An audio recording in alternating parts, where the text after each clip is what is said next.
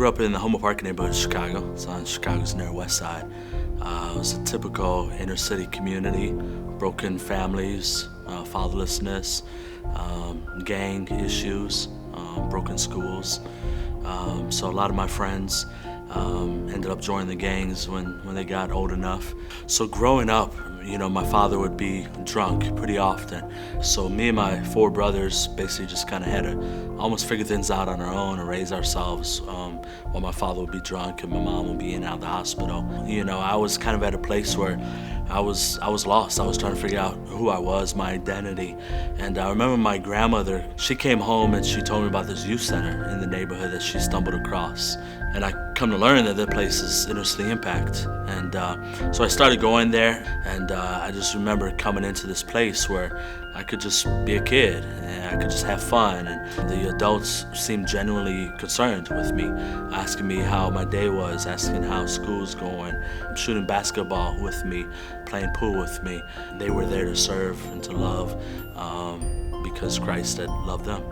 At age about 13 or so, Dave Whittier, one of the staff members, came up to me and my best friend Carlos. He gave us a group of 6 kids, and he says, go to visit their homes and start up a Bible study and meet with them weekly and hang out with them throughout the week. And so as freshmen in high school, we're learning to kind of what ministry looked like and how to pay forward kind of what had been done for us.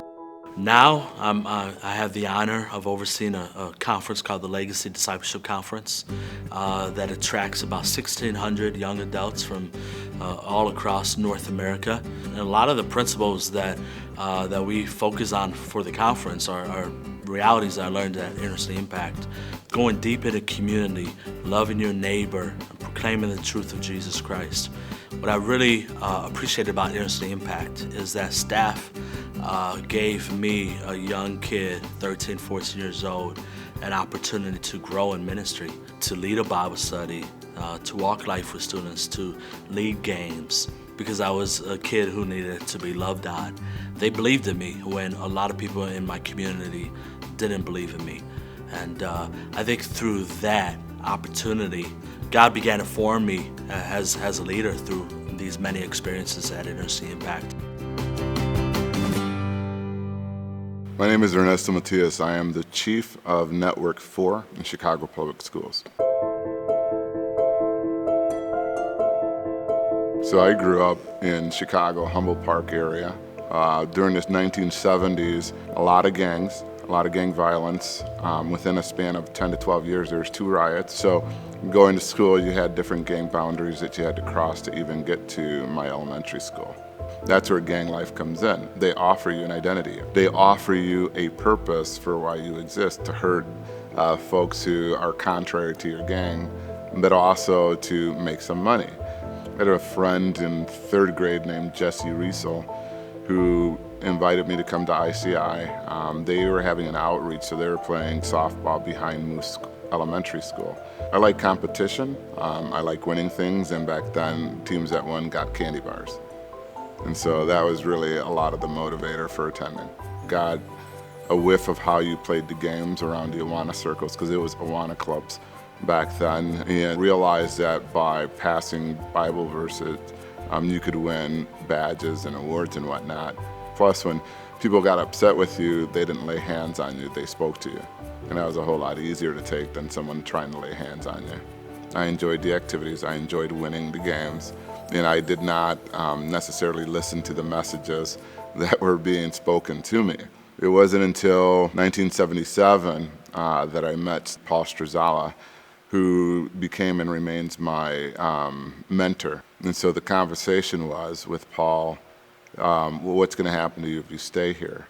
And obviously I said, well, I mean, dead or in prison, because I know where I'm going. So he offered the alternative, and I did not hesitate. I immediately accepted. He shipped me away to school in Montana after my freshman year at Clemente. It was in a Mennonite school on Fort Peck Reservation.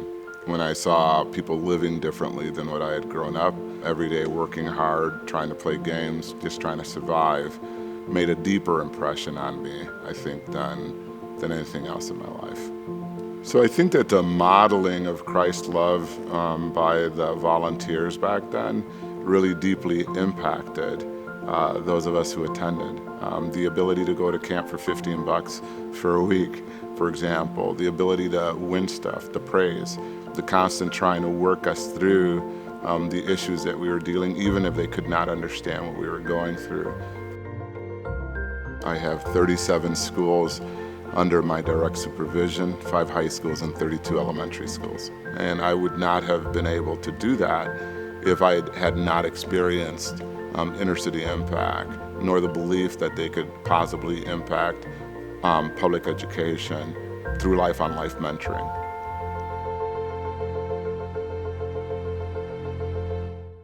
I'm Rebecca Gonzalez, and I'm Executive Director of Operations at the Evangelical Covenant Church.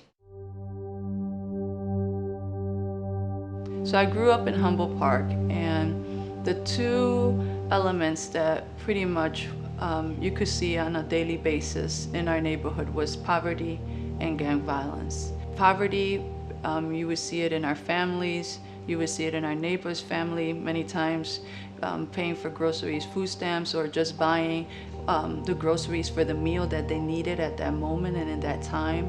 My mom says that she recalls a missionary coming to the house on Artesian and knocking on the door and talking about ICI opening up, and it was for youth and to see if I were interested. That was my first experiences with ICI, was going to a place to have fun, and I knew they did something related to church, but then also I love candy, so ICI was a place where I found community, and it was a community outside of my family, and it was a place where I basically would forget about the fact that we might have been poor, that I forget about my accent or the things that made me different or that would sometimes single me out. But then with some time I started really listening to what was the Bible study, and then we would break up into small groups and have these discussions. And I remember one of those early discussions, and we were right after we had played, the beanbag toss and the three-legged race, and the talk was about heaven. And I remember to this day that the question went in, if you were to die today, and I think that might have been the first realization about life and death, do you know that you will be going to heaven? And I do remember thinking, I'm not sure about that. After that, I draw near to Barb, at that time who was the leader, and she walked me through the prayer of salvation.